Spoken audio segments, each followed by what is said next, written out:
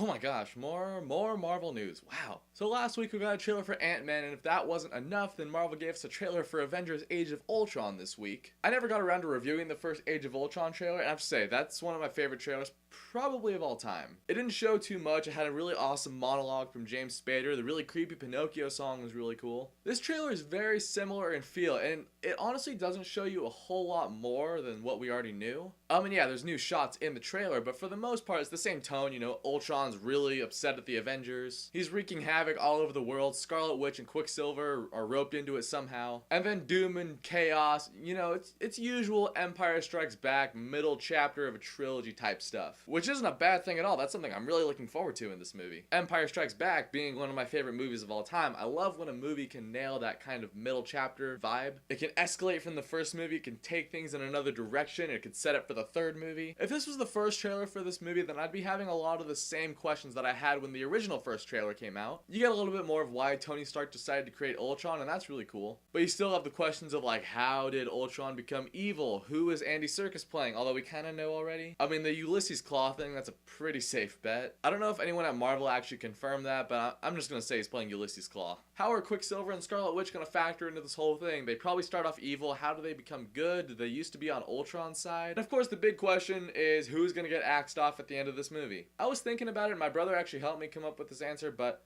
I'm gonna say Quicksilver's the one that's gonna die. Originally, I was gonna say Hawkeye, but if you think about it, Quicksilver was already in X-Men Days of Futures Past, and that was a very well-received version of the character. So Marvel's gotta up the ante from that. I don't know if they want to keep Quicksilver around for too long, and Scarlet Witch, honestly, has more interesting powers than Quicksilver does, so I feel like they'd want to keep Scarlet Witch around longer. And then Thor 3, Captain America 3, which also will have Iron Man in it, are all coming out. Hulk is a fan favorite, so they probably won't want to kill him off. There's a lot of potential now with Black Widow. I guess Hawkeye could be the one that dies. I don't really know. I like Hawkeye though. I mean, yeah, he's not very well developed, but I like him. He's a good group character. I mean, he couldn't carry a solo movie, but as part of the Avengers, I'm like, yeah, alright, cool. It's like Legolas in modern times. Awesome. This trailer did give us a new awesome James Spader line when he's like, "I'm going to tear you apart from the inside."